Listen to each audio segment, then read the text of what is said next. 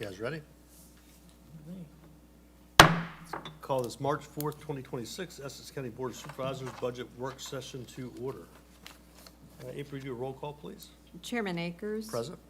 Vice Chairman Gill. Supervisor Hale. Present. Supervisor Henry. Present. Supervisor Magruder. Present. And for the record, Vice Chairman Gill will be joining later. Correct. Thank you, gentlemen. Thank you. All right, so tonight we're going to be hearing from some of our outside agencies, budget requests for our new members of the board, for the public that's watching. Tonight's session is just an informational session. We'll take and listen to the requests that you have. If certain board members have questions, we'll be able to ask them from you. No decisions will happen tonight. That'll happen later on when we have our work session discussion. So with that, we'll go ahead and get this kicked off. So up first, we have the Commissioner Revenue and Treasurer Planned Revenues.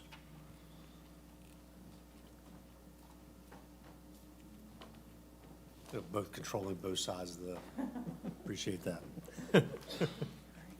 Thank you both for being here. Thank you for asking us. This is the first time we've ever been this Yeah, involved. so be a little lenient on us. Yes. And we have Nita here with us. Yes. I'm back here for She's, reinforcement. she's back up, yes. All right. And you should be involved and be able to Yeah, speak this to is what the you, first time we've ever been involved. It's very neat. I've learned a lot, so. Good. thank we y'all. appreciate it. Yes. Thank you. Uh-huh. All right, so what do we want to talk about first? Do you want to go over, Current real estate, Yeah, we can just kind of go through the, just go Okay. down the line. real estate values are ready, available, no changes that I foresee. So when I run what we call an edit book in our system, we're actually going to book 11,365, 340. But of course, we don't always collect what we book. Right. So normally, real estate is 96, 97%. That's pretty good collection. So based on that amount, 11,020,000. And if you look at the prior year, it shows 11,039,000. And I think that was because we had the rate drop. Because one of your billings is in one fiscal year, the next one is in another. So I think that had something to do with that. where are we looking, like, because for 2026, we had 11,160. Do we think we're going to hit that? No, I don't think we will. Yeah. If, I went back and ran reports for this same time last year and expecting a 5,500,000, it would put us at like 10.9. Okay.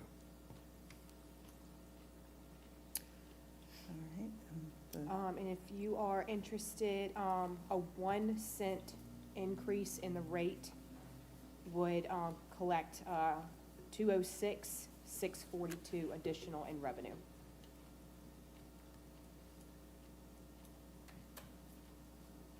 Thank you.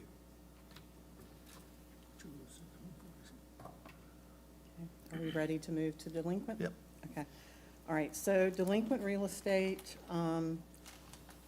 355,000. It's up from the 275 from last year. And again, running reports, I know right now we have 90,000 sitting on the book for 2023 taxes that would go to land sale. Okay. And they actually have until the end of this month to pay. Okay. So then we've got 3 months left, so I think, I did pay right. yeah, you did. Okay. You're not on that list. I do the same thing. All right, public service. Public service, this is a very difficult one to project. By state code, we have to run public service the same time as real estate. But also by state code, public service does not have to report their values until September. So we actually run a book off of last year's values. And then in September, when the actual values come in, we do abatements or supplements to correct it based on their actual reported values. So this is very hard to project, but Penny and I worked out some numbers between last year, what's been collected so far, and we came up with 380. Last year, we had a very good turnout with a bunch of supplements. Fingers crossed we keep that trend. for this go-around, but there's no way to know at this time. And there's usually no delinquency for public service. Okay. Personal property, that is also hard right now. We're continuously working on putting in values right now. So we went through and did historical, and then did a portion of what's actually collected, and came up with 3825. I am planning on being more close with personal property on the next meeting on the 24th. We'll definitely have a lot closer Okay. projected on that, but right now, that is what we came up with, and we feel pretty good with those numbers. All right, moving on to delinquent personal property. We're gonna up that this year to 220,000 versus the 90 from last year. We've currently collected 153,000 and running reports for the same time. I'm expecting maybe about another 70, so that would put us at like 220.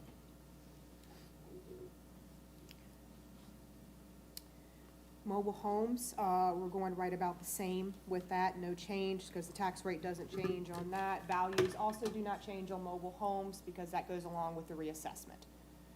So I'm comfortable with keeping that the same.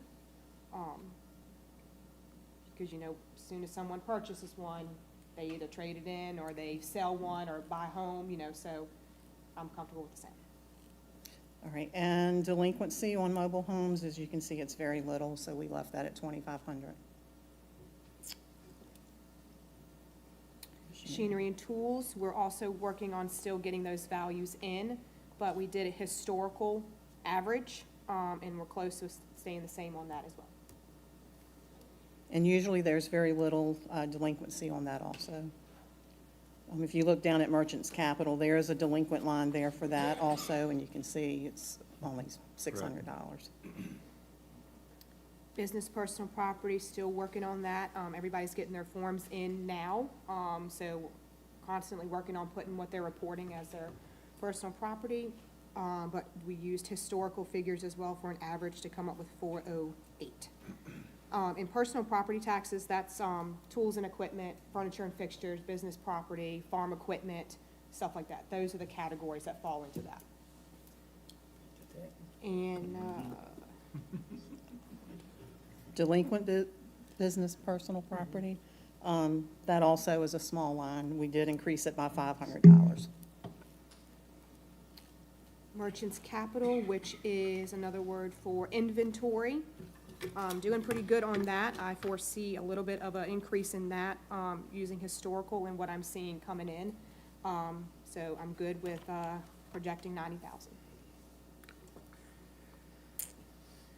All right, and delinquency, it's very small, we did lower it to 600.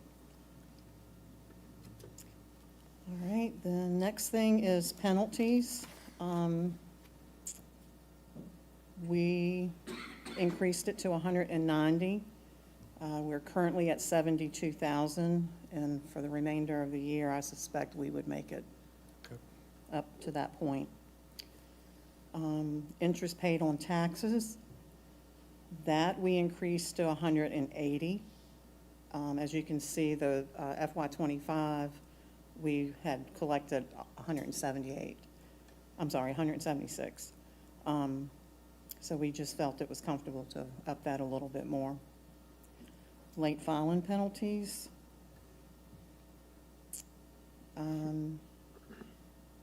We based that off of FY25. We collected 19,560.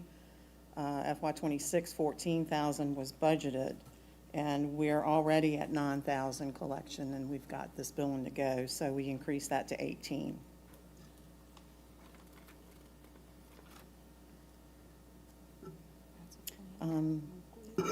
What was the vehicle registration withholding? Is that something we just don't do anymore? Or?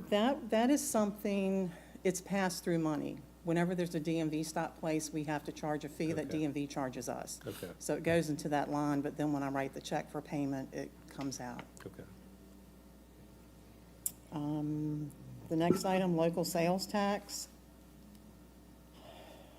After running reports, we're right now at like 1,866,000, and suspecting maybe another 1,000,001. So we're up in that to 2,000,009.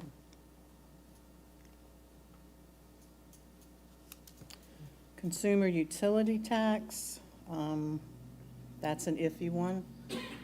Is that what we get from like just the phone companies and, okay. Yeah. So, of course, we left it at we showed 229,721 last year, but with the way electric bills have been so far, Right. we decided to leave it at 240. Penny, on the consumer utility tax, I've often wondered, I think they just send a check. How do we verify? We don't, it's never been verified. I don't know who sets the tax, I don't know who sets the rate, I don't know. They just send a check and we have to live with that, but Yeah, there's no we verification. accept To it. trust.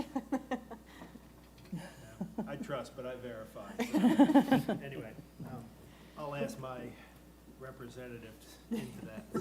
As I say, there's probably some policy that they have to go by, some formula that they have to use to send back Well, to. I'm sure that is It'd be set by nice the to see it. state, and I understand that part too, but I just, Be nice to see it. Yeah, I'd like to see, because, boy, it hurts when you see it on your electric bill and your phone bill and everything else, folks. And remember, folks, that's not us. That's the state doing that. that's So, right. Anyway, thank you. You're welcome. Vehicle license tax? Vehicle license has usually been an average of 400,000, give or take, every year. But after running a historical report, I'm comfortable with 410 this go around. And then, Is that the fee or is it a tax? Fee, vehicle license fee. That is the tax on your registration on your vehicle. business professional license? Yes, I ran a report, I understand that this is calendar year, but in calendar year '25, we did 322 business license at $30. That's 9,660. You never know who's gonna come from out of town to get a business license. Are they gonna do a job here? You really don't know. And if they're gonna come and get one. But 8,000 running historical and estimating how many businesses should get them. An average of who from out of town comes and gets them. So that's what I came up with of 8,000. And when we did our B-pool fee, I think, did we only do that once a year for like Yes. a one-time thing? A one-time, well, no, every year. So every year is Yes. 25, is it 30. 30. 30, flat fee.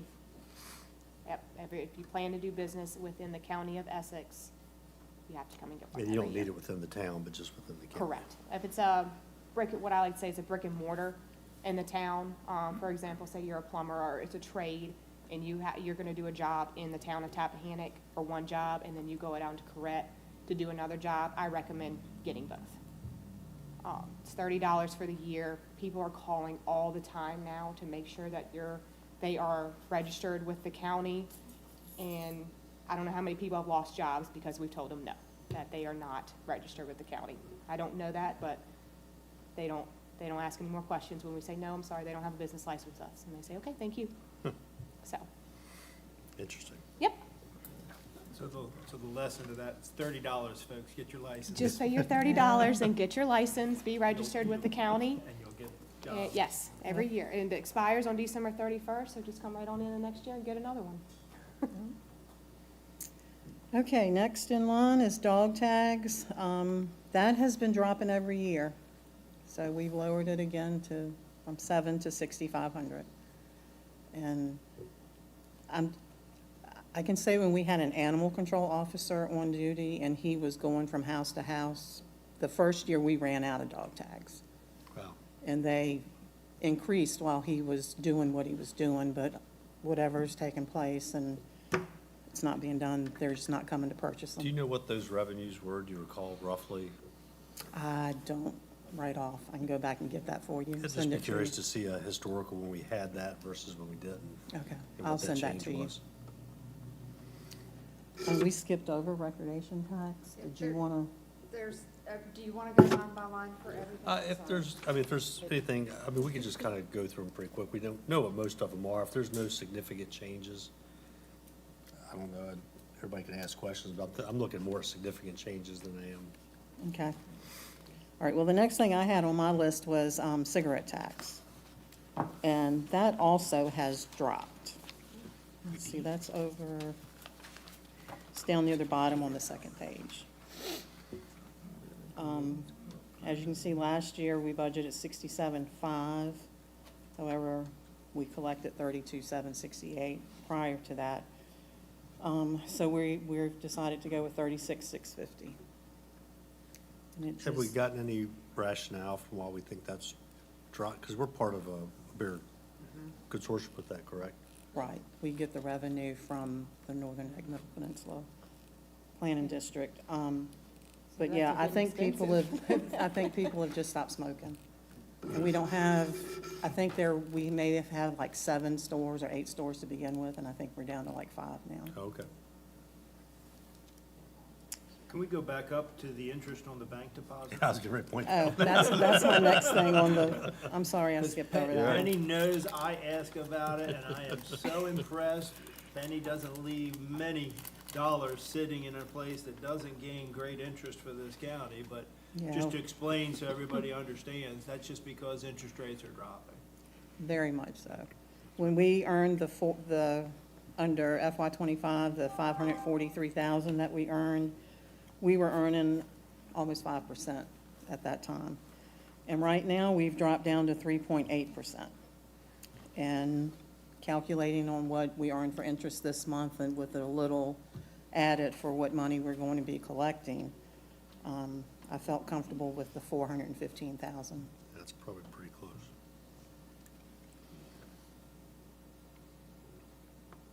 And then, that was all I had on my list, other than EMS billing. The one significant change that you will see, I asked Nita to take out, any revenue for land use application fees. Pretty much if as of right now, if your parcel is in land use, we don't revalidate, you don't have to pay, you can only charge every 6 years Right. by the state to revalidate. Right now, we're not in that, we will revalidate, 2029. So right now, if your land parcel is in land use, they're not gonna come in and reapply right now. So I do not foresee any revenue coming in for land use applications, Except for somebody that wants to put. except for somebody. But right now, if it qualifies and you want it in land use, it's probably already in land use. But somebody that can purchase the parcel and it qualifies and come in. So anything would be additional, so.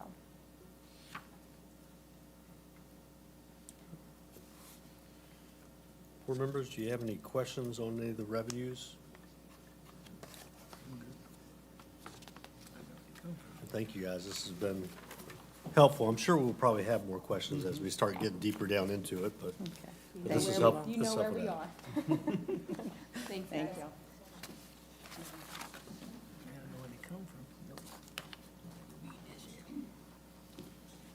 Just as a general note for the board, folks, it doesn't look that there's gonna be much difference in the revenue from last year to this year. correct.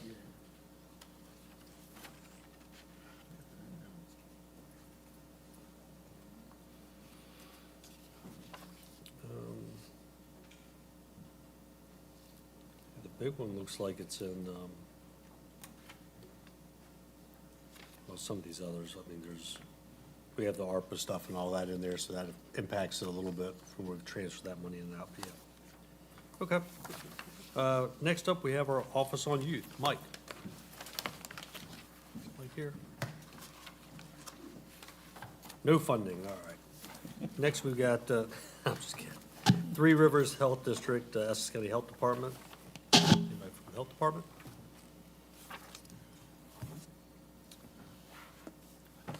Northern Neck, Middle Peninsula Northern Neck Behavioral Health? All right.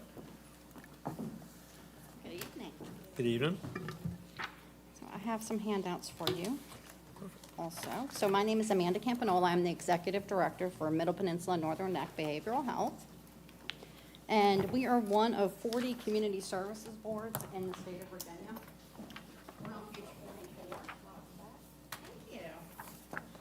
you. On page 44 is our page. Actually highlight some of our work here in Essex County. I'm gonna grab an extra for Yes. our Thank you. other member.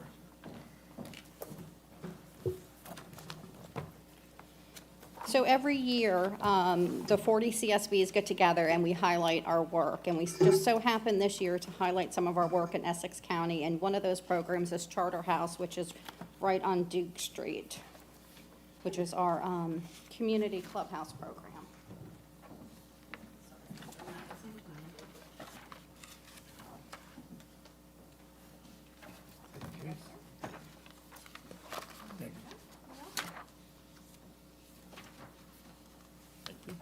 April, did you get the nice paper or did you get the? I got the nice paper, thank you. Oh, we got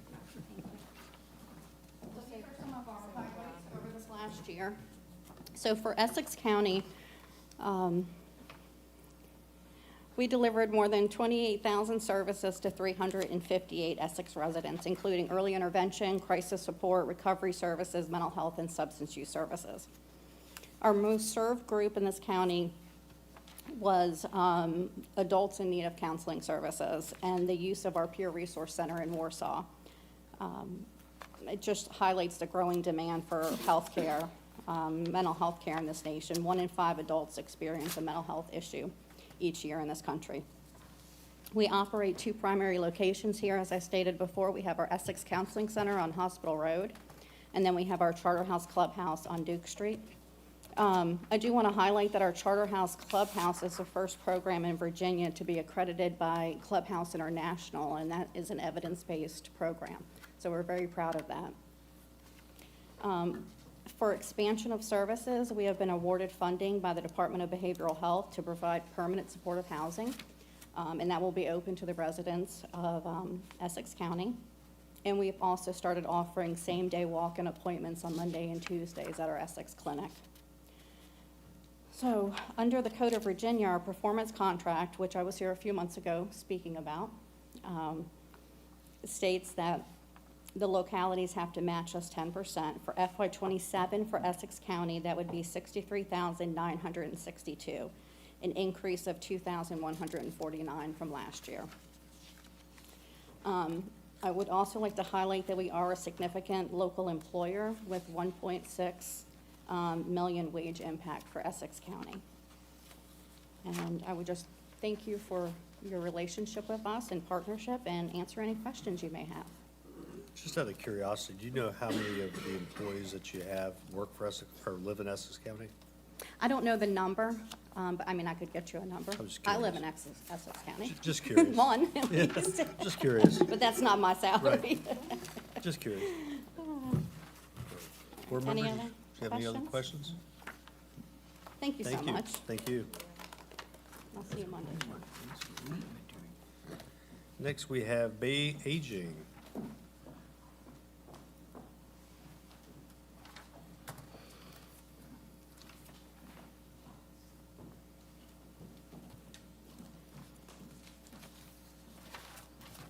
I'll take one more for here.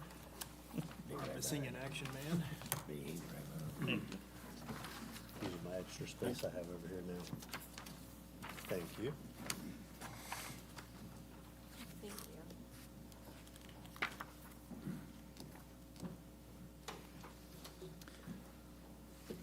Good evening, I'm Tinsley Goad, I'm the CFO at Bay Aging, which is the Area Agency on Aging and Community Action Agency serving the Middle Peninsula and Northern Neck. I would like to thank the Board of Essex County for the many years of support and general support of Bay Aging's programs and services serving the residents of Essex County. I'd like to recognize our board member that represents Essex, who's with us tonight, Mr. Stanley Clark. We appreciate his attendance and his long-standing membership on the Bay Aging Board. Bay Aging divides its operation into 3 categories: health, housing, and transit. I'll talk a little bit about health and our housing divisions, and I'll turn it over to David Foles to talk about the transit request. In 2027, our request to help offset rising labor, insurance, and other items, the cost of these things, we are requesting a 3% increase from the 26 appropriation, which takes us to an ask of $10,306 in funding for health and aging services. As the sheet I just handed out shows, these programs served more than 1,800 residents of Essex in FY25, and those services provided included nearly 15,000 home-delivered meals, 6,000 home care hours, information, education, caregiver support, emergency home repair, homeless interventions, and other services that help Essex citizens of all ages live independently in the community. Essex also participates in our Housing Choice Voucher Program, which we're very grateful for. That program administered housing vouchers supporting 87 citizens in FY25, residing in 33 safe and affordable homes in the community. In 27, we are also seeking a 3% increase in that allocation to $17,734. The impact sheet for Essex shows the value that the county residents receive from Bay Aging in fiscal '25, specifically the leveraging factor that results from your contributions, which act as the local matching funds that are required to access the much larger state and federal resources available for these programs, including the Older Americans Act funds from the federal government. In summary, every dollar contributed by Essex in FY25 translated into $35 of services to county residents.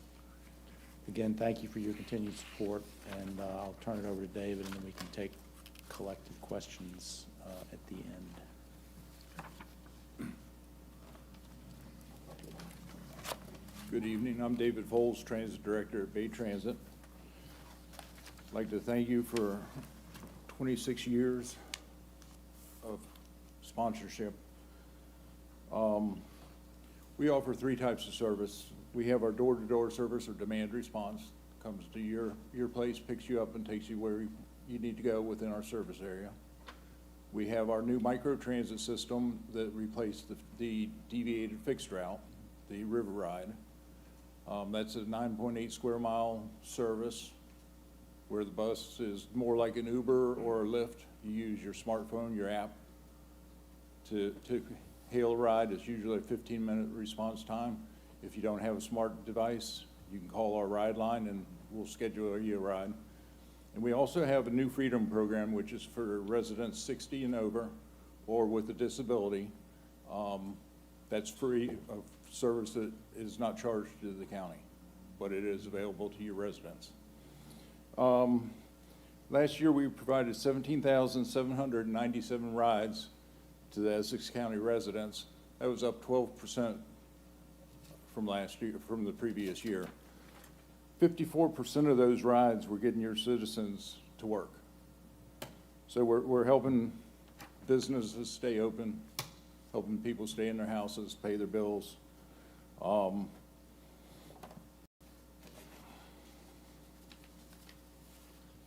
16% were health related, and the rest are we have a system with RCC where we take students to school for free.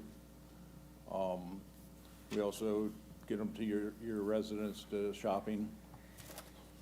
We're asking for a 3% increase for our demand response buses, which comes out to around $6,000. But because our deviated fixed route is more economical to use, we're actually asking for $10,000 less on that. So we've pretty much offset with the new service. So what's the request then? This says 115,850.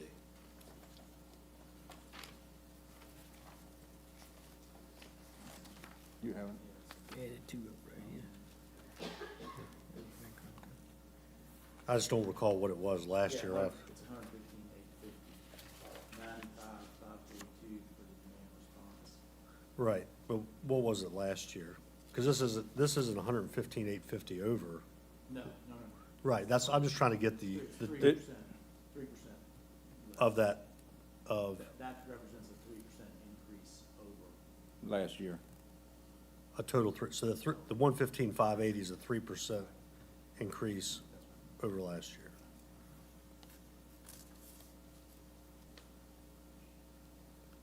The way I see it, Rob, is that with the reduction in the River Rides program and going to the other programs, the on demand, et cetera, and all that, their budget actually total is gonna be less than what it was last year. Because if there's a $10,000 deduction there, there's a $3,000 increase roughly in the Brade Transit, Bay Aging, and the housing choice adds in less than 1,000, so it's gonna be Okay. less. So, if I'm doing my math right. Yes. Board members, do you have any questions for? Just with the new board members and all, I know you guys leverage an incredible amount of grant money for the little bit of investment that each of these counties puts in Yes. here. So I commend you all for that.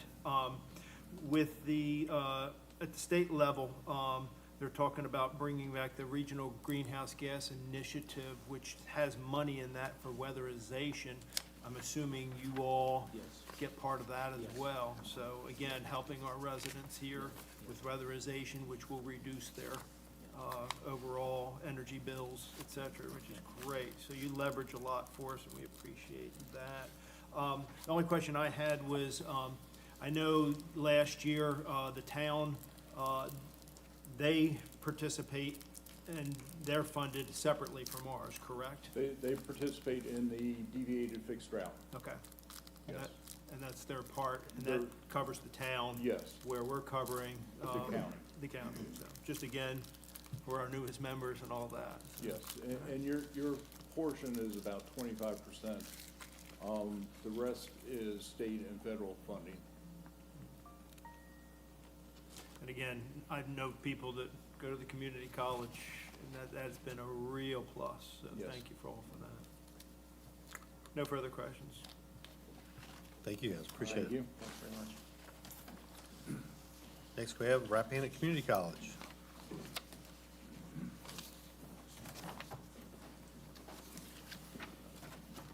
Thank you, Mr. Chairman, members of the board, Administrator House.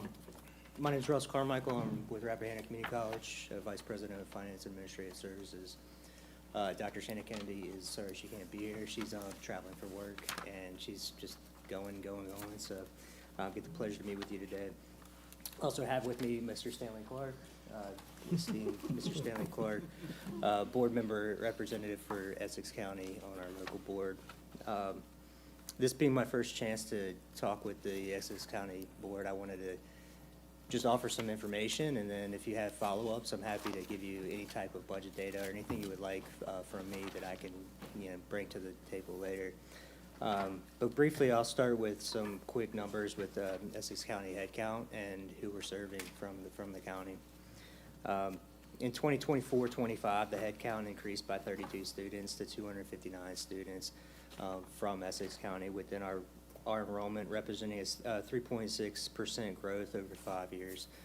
This is a large number of our students, and so very important. Very nice to see these growth numbers. Our dual enrollment increased over the same period by 23 students. It's down slightly, but no concern there. But a little less than half of those students overall are full-time FTEs, which is incredible. It's great news. Some success numbers, fall 24 for dual enrollment. We saw students succeeding at a rate of 90%, that's C or better. 97%, which is passing, not withdrawal or leaving early. 26 graduates from Essex County, 23 were awarded certifications. These CTE programs are incredible. I absolutely love them. 3 received a degree. That's finishing the first half of college in high school. And again, the savings is right there. what really, what I want to bring to you tonight to talk about, that's really exciting for the region, for Essex County and Tappahannock, is some partnerships we have with VCU Tappahannock. We're running a DMS program that's diagnostic medical sonography. We focus in echocardiography. This is run out of VCU Tappahannock's site right now. But once we're actually building a new facility on campus, it's a health science building. You'll see more about it, see some signage going up. We're actually going to place a trailer next week. Groundbreaking's pretty soon. So with that coming up, we have some items in the assembly right now. 11 more days, we'll know the answers, right? But we're looking at a radiology technician program to backfill at VCU Tappahannock in Essex County to take over the space that will move the DMS program over. These programs are incredible. They're high paying. They're coming with signing bonuses, and they're very popular. I'll say that. And I've worked a lot with VCU to kind of maneuver through some hurdles to get these funds aligned. But they're very much to address deserts in healthcare in rural regions. So great news there. I'll stay a little shorter and sweeter. Our request for this year is 3% over last year, $9,276. We have funds coming in from multiple areas. A lot of them are restricted, and so these funds are very, very important to us for campus beautification projects, things that needed paving asphalt on our parking lots, investing in student success and safety and emergency and aid in need as well. So I want to thank everybody for thank the board for the continued support, but also offer to answer any questions here tonight, and also offer to provide any information that you would like further that I may be able to do. Just make sure we get an invitation to the groundbreaking. Yes, sir. If we can make it. Yes, sir. Not promise, but we- March 24th is the groundbreaking. It'll be around 2 o'clock in the afternoon after our local board meeting. We do anticipate a large crowd, and we are so excited. We're so excited. The ability for us to move quickly on this project and construct it within a reasonable time frame outside of some normal bounds of the state is going to be a big boon for the area. Yeah, I remember we were shown some of that last budget season when it was looking at kicking off some schematics and everything, so exciting. Absolutely, and I'd be happy to share a picture, kind of some mock-ups of what it's gonna look like. We're working with Tazewell Consulting and Construction. They're incredible. I've done construction all over the state, and these guys are top-notch, so we're excited. Board members, any questions? Got it on my calendar. Thank you. Thank you so much. Appreciate it. Next, Essex County Little League. Museum and Historical Society. I thought I saw a historian over there. It's the beard that gives Yeah. us away. All right. Well, good evening. Evening.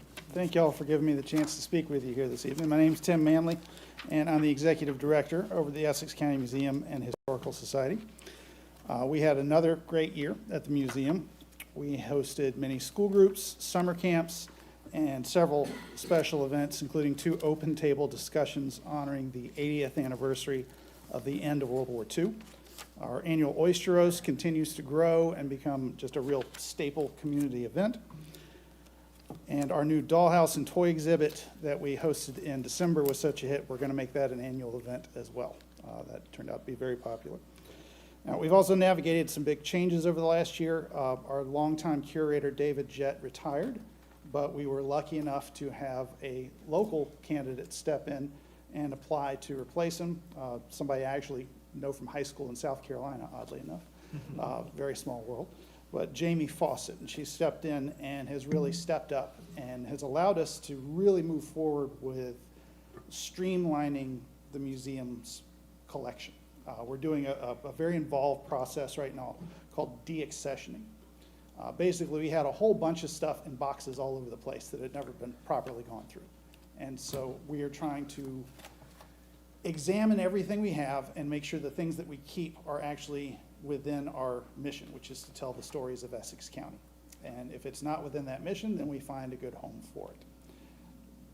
By doing this, we're able to familiarize ourselves with the entire collection. We found some kind of hidden gems so far that were not well documented, because you've got decades of various record-keeping systems that we're trying to make more efficient along with that as well. But it's given us the opportunity to expand the museum into the space that we have. The back section of the museum was where we had our warehouse kind of storage area where David had his workshop. It's a very large room. We have been able to clear that out completely and are utilizing it as a community space. Now, this is going to be a 3-year process is what we envision to turn it into what we want it to be, but for right now, we're able to host sizable events in this space.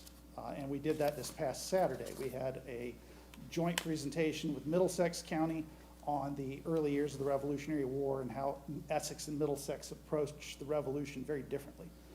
Essex was very much in favor of the Boston Tea Party and all that, whereas Middlesex kind of dragged their heels a little bit more on it. But that event was so well attended, we ran out of chairs. So it's something that we're excited about, that we're able to utilize this space. And with the coming year, we're hoping to utilize it quite a bit.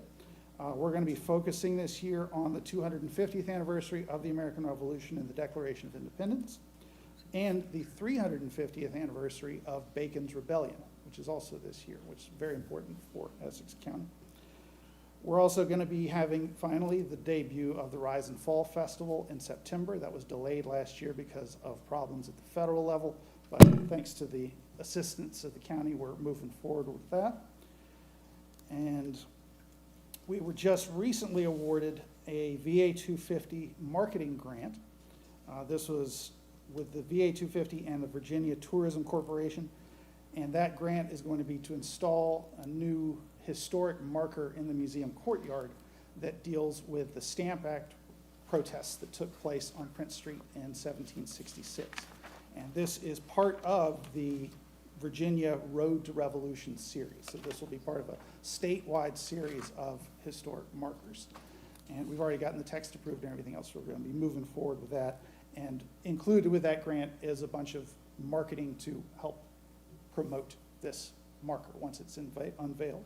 We'll also have another marker that was included with that that'll be going up in front of the 1710 Tavern that will highlight the historic importance of that building and how members of the Sons of Liberty had a few drinks there before the Stamp Act protest in 1766. And that George Washington more than likely had a drink or two there as well.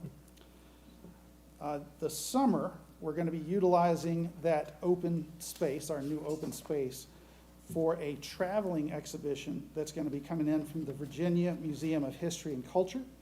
This is called Give Me Liberty. I signed up for this 2 years ago when I saw it was available. If you signed up early enough, you got it for free. And I wanted to have it in July of this year. So we're going to have it for the 250th anniversary of the Declaration of Independence. It'll be arriving in late June. We'll have it through about mid-August. But it'll be put on display in our new community space that we've been able to clear up. Rise and Fall Festival, we were able to book all the acts we had booked last year, have rebooked for this year, so that's moving forward. And we're just really thrilled about what we've got going on.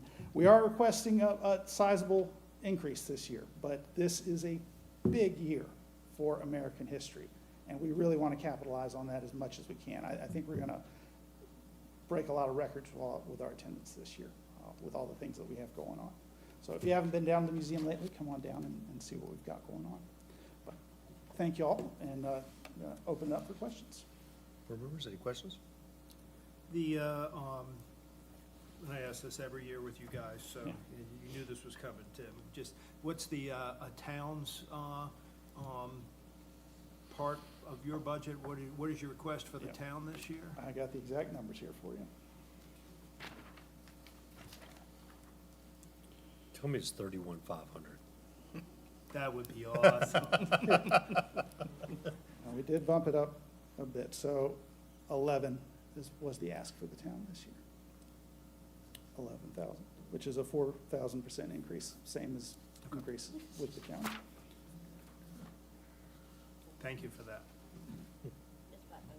Yeah, you guys are doing a lot this coming year, and you guys are doing a great job, so thank you for that. Thank you. Any other questions?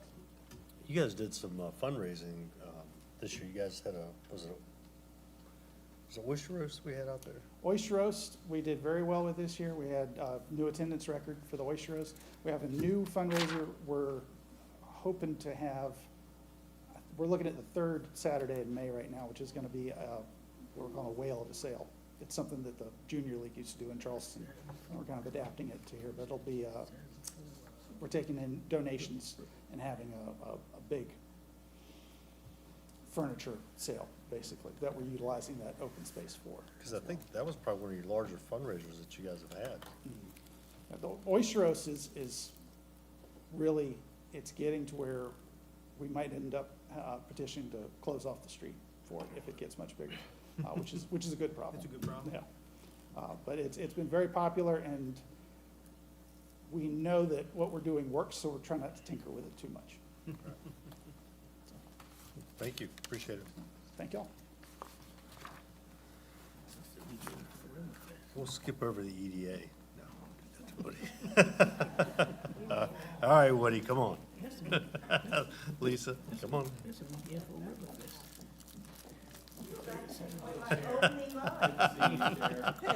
Hello. I am pleased to follow on the heels of Tim Manley of the Essex Museum, because they are doing a lot of great things. And they're actually one of the visitor destination places within the Chesapeake Gateways Communities Program, which you all know is very central to Explore Essex, which is the county's, the EDA's marketing campaign that's really focused on making Essex County a destination for people to come and visit, learn about our history, explore the river, our parks, our streams, and certainly enjoy our fine restaurants and accommodations. So I just say, we try to, at the EDA, partner with as many organizations as we can, both nonprofits like Historic Downtown Tappahannock, as well as the Art Guild, and then also for-profit businesses. The Essex Inn, the Wynn Vineyard, they're all involved in our tourism marketing and contributing to it. So I think we are leveraging off of each other. So our budget is a reflection of what our operating expenses are, but I don't think it begins to capture the value of the services that we're delivering. Much of our budget's devoted to the expense of our executive director, Woody Walker, and we are wanting to increase Woody's hours this year. Last year, we were able to use some of the funding we had designated for him toward payment of the fee for the Rotary Poorhouse Park consultant. As you know, we're proceeding with more plans for Rotary Poorhouse Park with some public hearings in May, and we will be coming back for additional funding as that project moves forward. We'll also probably be coming back for additional funding to match our Virginia Tourism Corporation grants that we're in the process of applying for. Last year, we were awarded $8,600, and those funds will be forthcoming. So as I said, much of our budget really is for our professional services, primarily Woody Walker. It also includes a portion of $4,000 of that will go toward the support of the Explore Essex website, which is under development now, but we will continue to have maintenance fees for that website. We have taken advertising out. I think we'll come back for additional funding again for our marketing campaign. So I think what else? I do want to point out, again, through our partnerships with the National Park Service, we are awarded $55,000 worth of technical services to help us explore options for kayak launches in 3 localities within the county, as well as the marketing, tourism marketing grant that I mentioned before, an award of $8,400. I think this is the tip of the iceberg of the grants that we're going to be seeking. We will certainly be looking for funding for Rotary Poorhouse Park, for example. So with that, I Do you have any questions? Board members, any questions for Lisa or Woody? Thank you guys, appreciate it. Well, you made it easy today. Yep. Keep working. All right, the Haven? We're from the Haven.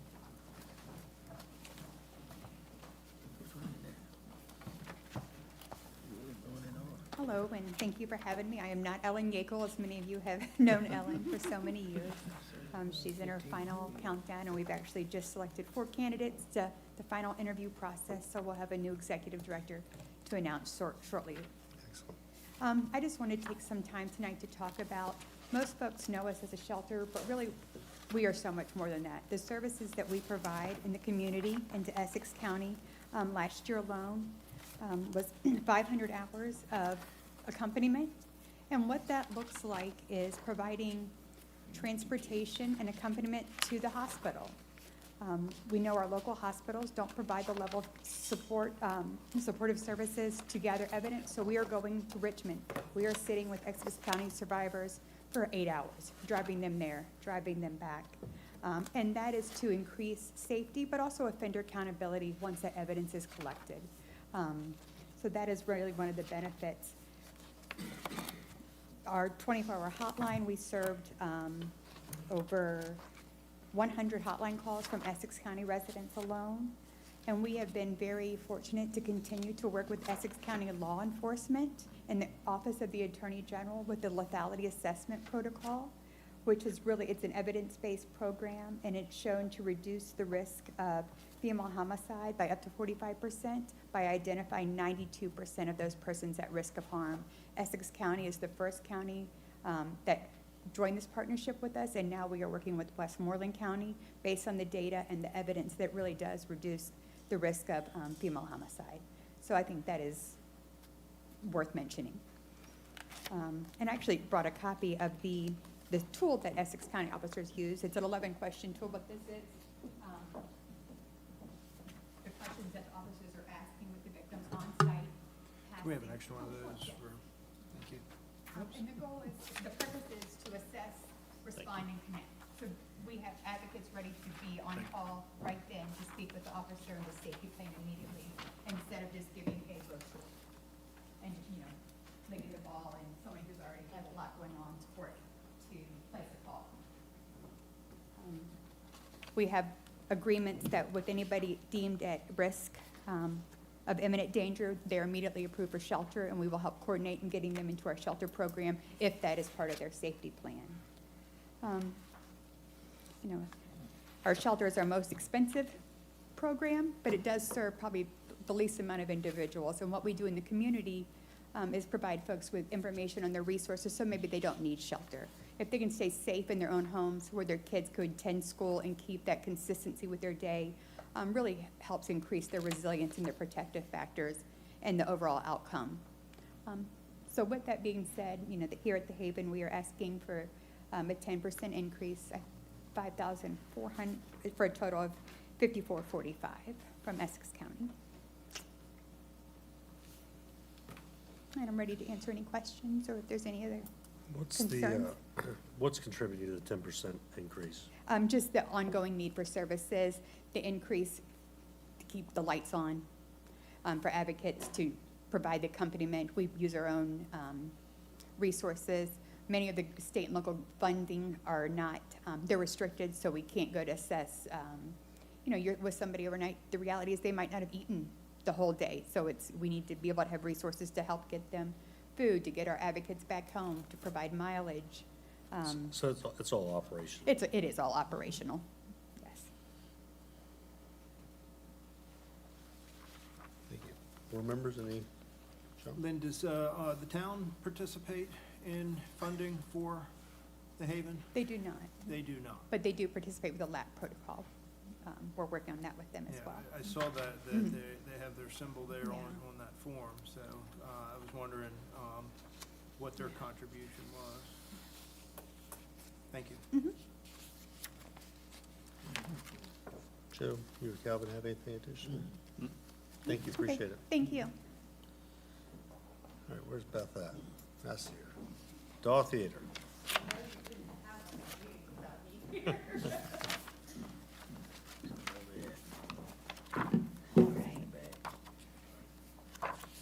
Hi, I am Beth Sharp, the president of the Daw Theater Foundation.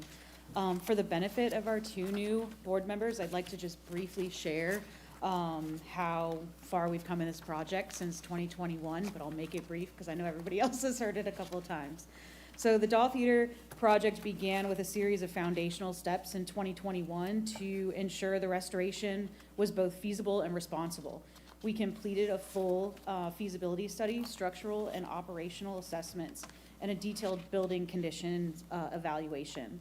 These efforts allowed us to develop a realistic path towards restoring the theater and bringing it back into service for the community. From there, our team created a comprehensive fundraising campaign along with supportive materials to guide that long-term restoration effort.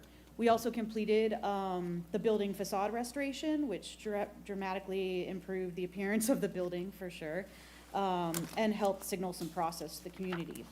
But one of the most significant milestones came when the building was successfully listed on the National Register of Historic Places, and it is currently the only commercial building in Essex County listed on that register. We did also get our beautiful plaque, and that is now on the building, so next time you drive by it, please make sure you take a look. Currently, we are working on some smaller but definitely meaningful projects too on the interior. These include putting in some temporary electrical work, so we put in a temporary electrical panel in there, running a switch for easy operations, better lighting, lighting up the front windows for some displays that will be in there relatively soon, and also lighting up the marquee. That will be on a timer from dawn till dusk. Where was that going? The lighting in the windows is for part of our campaigning. We have ordered sample chairs for the theater, which is a part of a naming opportunity. And those are here. They're sitting in the theater right now. We're just waiting for the electrical work to be put in the windows and be able to have an unveiling to the community. So we're super excited about that.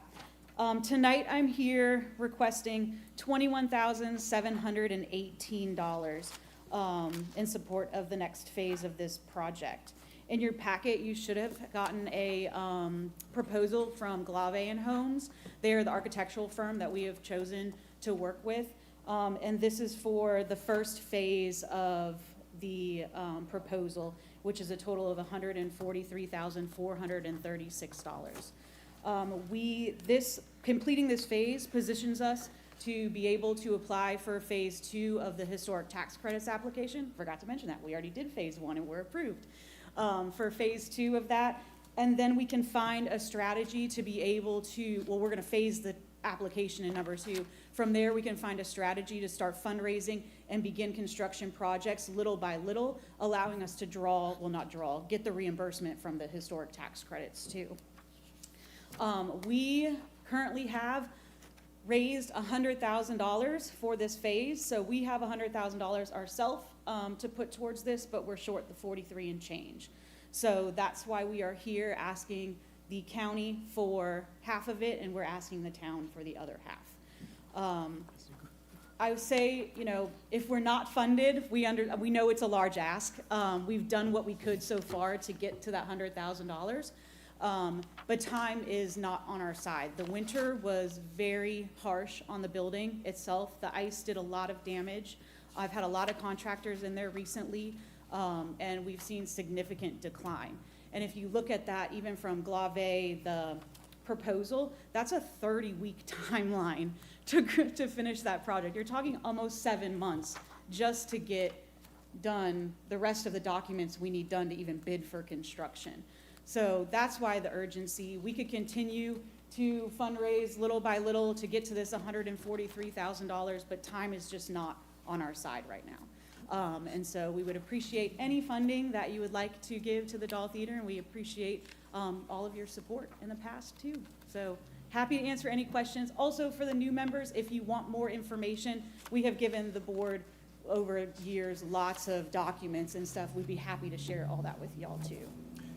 Is a a really nice book about that. Yeah. thing. It's only Oh, sorry. 360 pages long, double-sided. Easy read. One night, no problem. No problem. That's a James Patterson novel, man. Board members, do you have any questions for Beth? Oh, really? Yeah, Mr. No, I'm, Thank you, Beth. Thank Appreciate it. you. Tapping Artist Guild, Paige?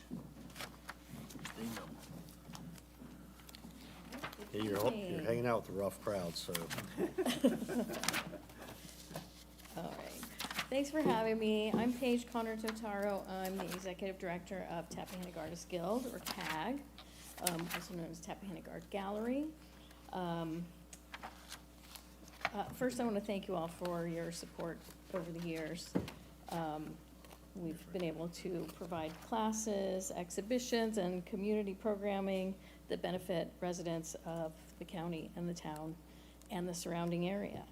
I was able to do some research and collect data this year on where our participants come from, which we have not done in the past. And we found that about 30% come from the town of Tappahannock, about 30% come from the county, and about 30% come from Richmond County. And the other 10 come from further afield. So that is part of why I'm asking the county to increase its contribution to us to match the town, as well as to provide, to apply for a matching grant from the Virginia Commission on the Arts, which the town also does. I was not aware until this year that we could ask both the town and the county to do that. And I've sent information to folks in the county about that to you. Yes.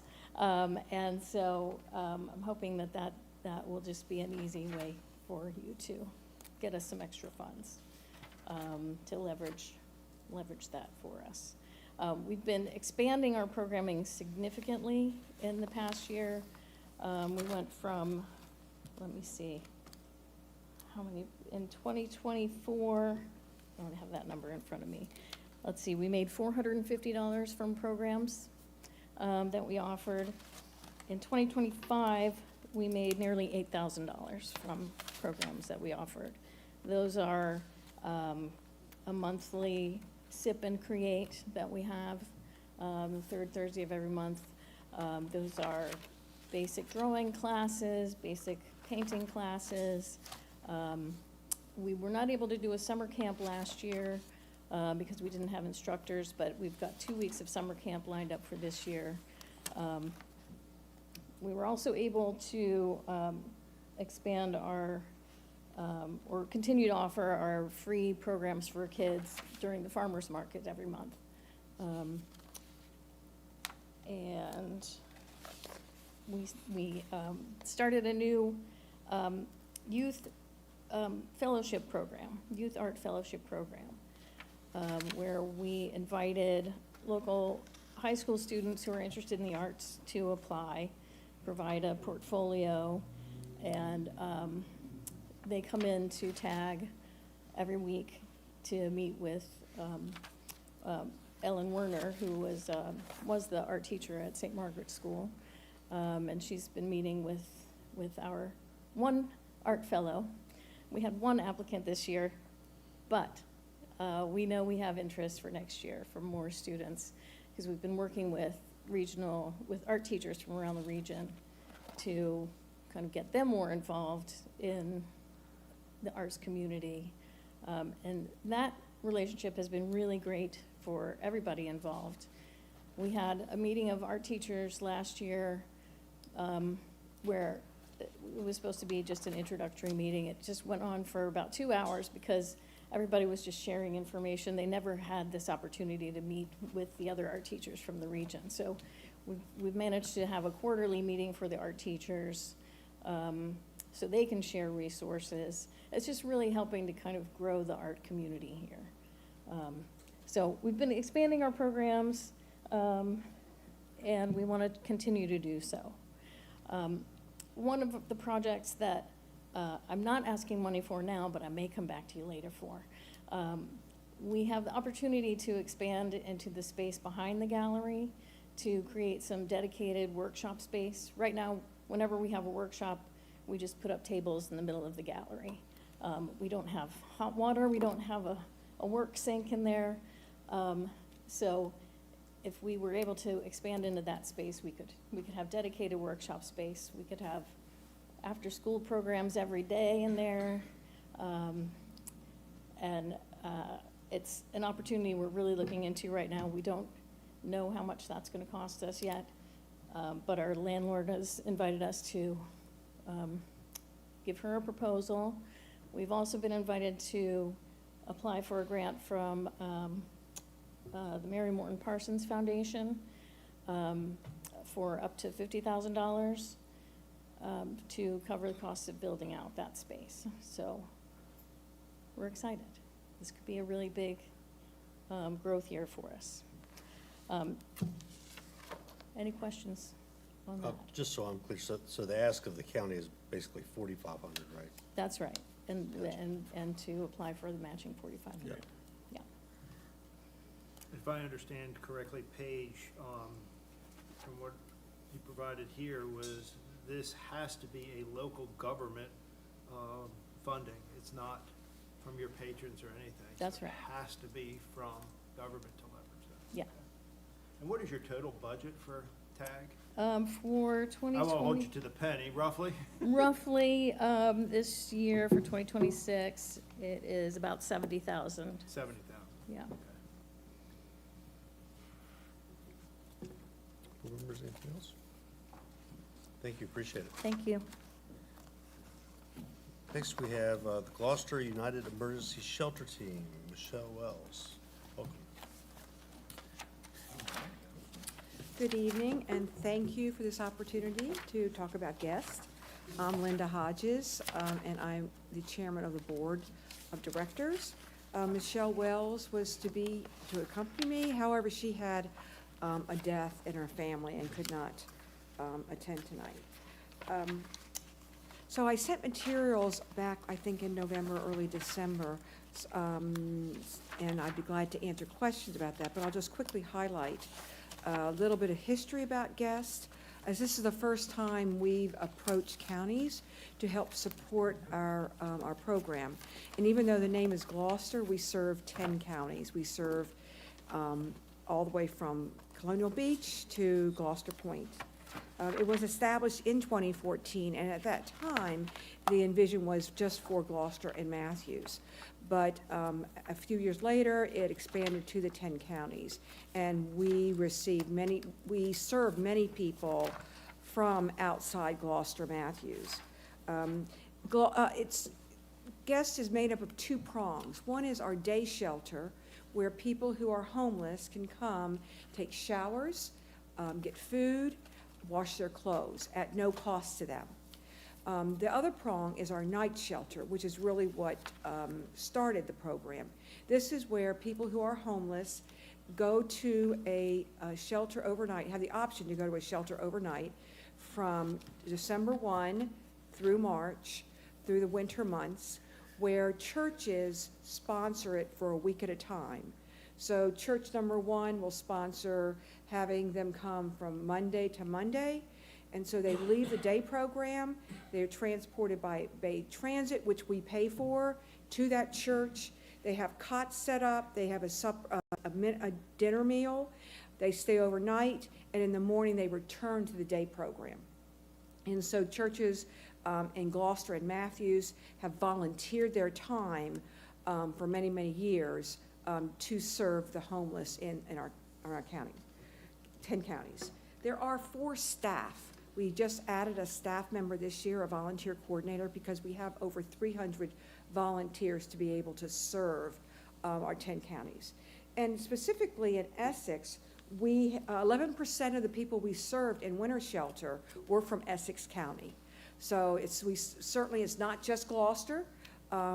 We've had some from Colonial Beach, certainly Richmond, Warsaw, Lancaster, and so throughout the 10 counties. What was that number again for winter shelter?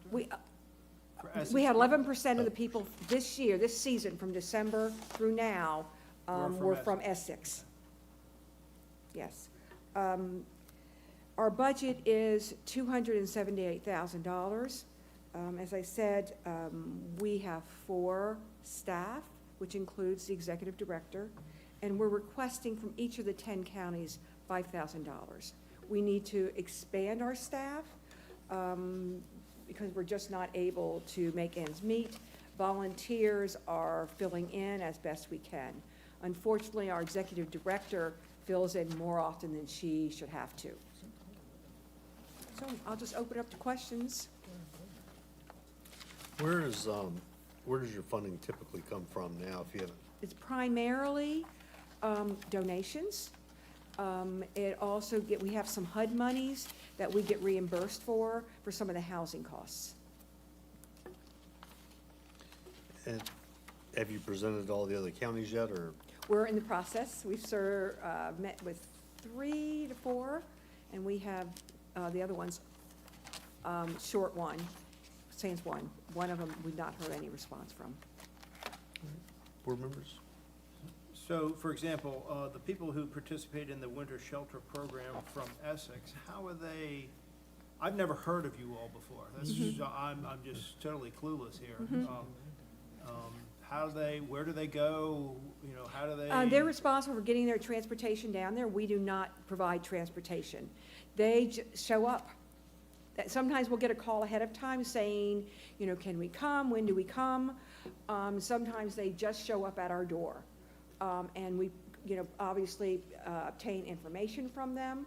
Are they referred to by the churches locally here? Are they referred to by I think it's a social services? variety and Michelle probably could answer that more specifically than I can. We've had many churches, not necessarily from Essex. We had one from Lancaster, a pastor who transported someone down to Guest. I suspect social services refers them to us. So it's a variety of ways that they get there. We had one person last year, I recall, I think his family brought him down there. Okay. I'm just curious, and never knew you all existed down there at all, and did not know that Essex participated in this. and so- Yes, Thank you. yes. Any additional questions for us? Joe, Calvin, any additional questions? No. Thank you Okay, so much. Thank you so Appreciate it. much. John asked the question. 'Cause I was asking why they go so. Last, we have Love Thy Neighbor Food Pantry. Should have brought food. I know, thank you guys for your endurance. So I did have a presentation that I emailed ahead of time, but I don't know if you guys got to see it or, oh, okay, great, great. We're gonna see it now. It's here, great. So again, thank you for your endurance, thank you for your patience. Mine is gonna be a hair longer because we have never asked you guys for funding. So I apologize for that in advance, but I will try to be efficient. Good evening, and thank you very much for the opportunity to speak here. My name is Erica Dutcher, and I am the chair for Love Thy Neighbor in King George. We are a regional food pantry located in King George, and our biggest point that we like to point out, if you want to go to the next slide, is we are a shopper's choice pantry, which reduces waste and actually just increases dignity. That means everyone gets to pick the food and the household essentials that work for their family and their household. We distribute roughly 1 million pounds of food annually, and we serve about 300 families a week. We are the largest pantry in that region, and we are the most available pantry in that region. Next slide, thank you. Families come to our Shopper's Choice Pantry, namely because we don't just do food, we also do hygiene products, we also do household essentials, we do diapers, we do formula, we do feminine hygiene products, and we are primarily volunteer run. We have 1 staff member. But that cannot only be relied on the 1 staff member. We are growing at an astronomical rate, and so that is why we are seeking funding from our partner counties. Next slide, please. So when we track our families who come through to us, because we do have to for our federal and local grants, we have recognized that we have served 54 Essex households in 2025. That is 157 Essex residents. and that is 1,678 pantry visits. I'd really like to emphasize those numbers because that is about 60 pounds of food, which is 16 to 50 meals, depending on the household size, if you want to go to the next slide. So for many families, that's the difference between stability and hunger. That is the difference between medication and rent and gas. Those are utility amounts of food that are making a real impact on these families. So that does equivalent to about 16 meals per visit for our families who are coming through to us. Next slide, please. So although the volunteers are, I'm sorry, I skipped ahead.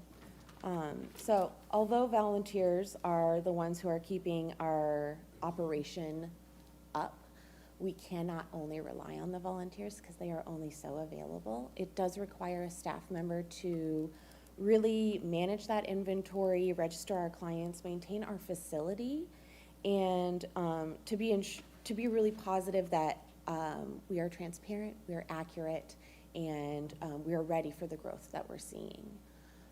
And we are tracking everything as accurately as possible, which is why we were able to demonstrate that we actually facilitated 10% of the Essex County residents who are experiencing hunger right now.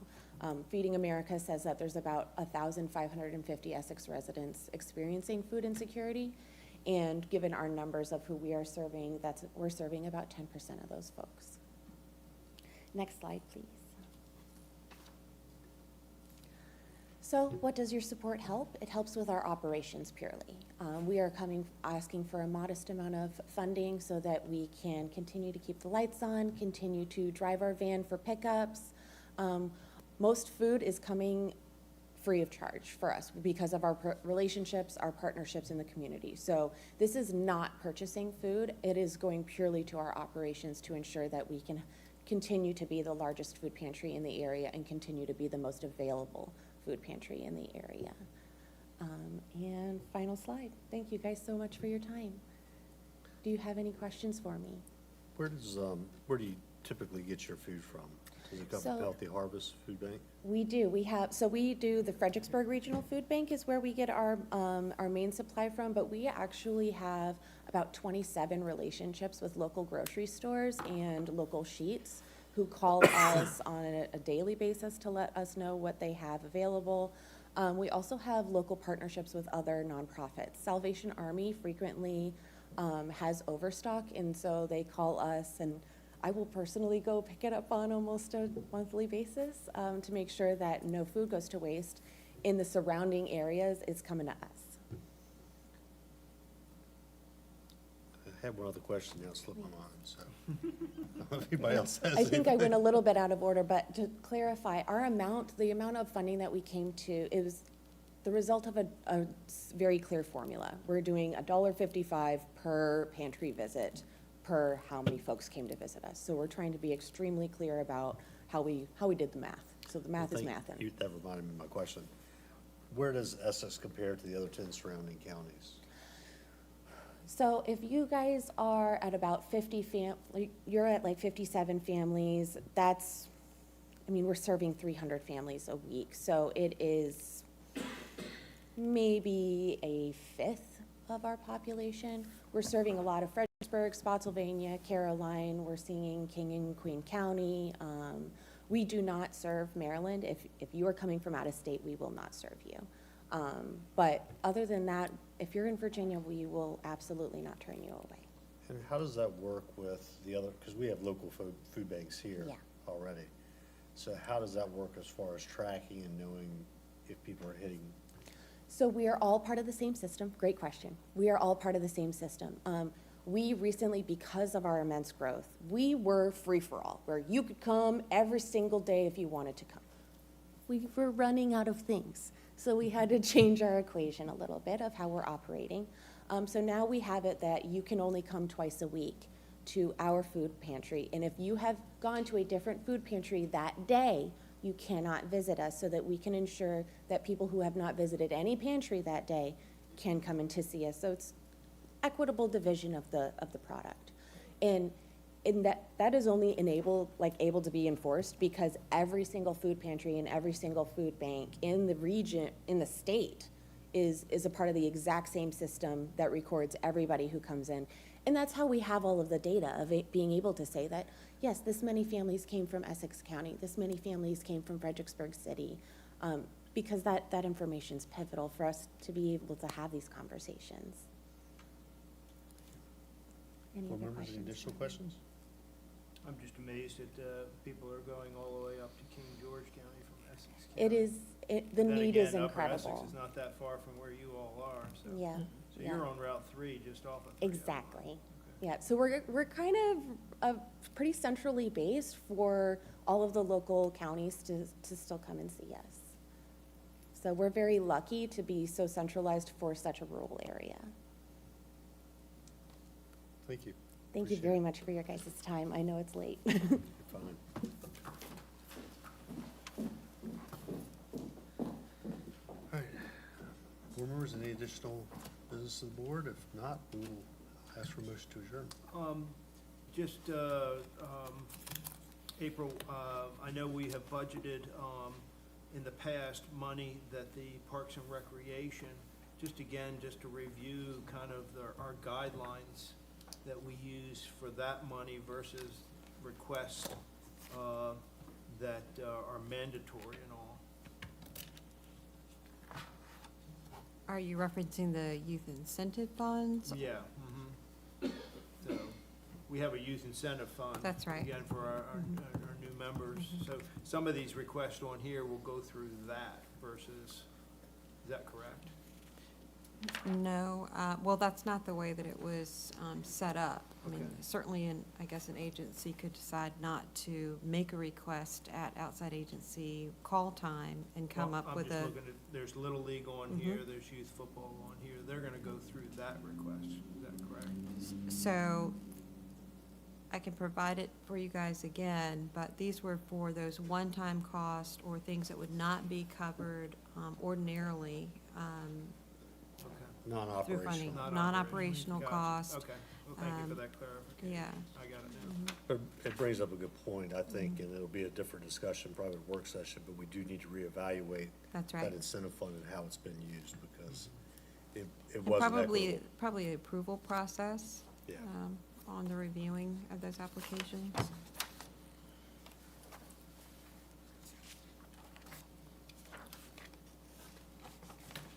And I wanted to add to a question that you asked earlier, John, about the funding and if it has to be requested by a local government. I'd be remiss not to mention for the record for all the outside agencies that do get the great support from GIS with the county. Carlos, I didn't hear anybody thank the county or all of his tremendous effort and support, as well as technology, on behalf of county administration to sponsor and manage these grants, leveraging our discretionary account to pay for legal fees to cover it. I think that should be mentioned and acknowledged, and not just asking for additional funding, because there is some partnership that's there that exists that is integral to what you're doing. Yeah, agreed, and that's something, as we get into our work session, we need to take into account the in-kind services that we've been providing, based on requests that are given as well, so. Carlos his efforts are tireless, and these are not something that have to be offered. They're done in partnership with these agencies that fail to recognize the contribution. So I'm saddened that nobody mentioned that this evening.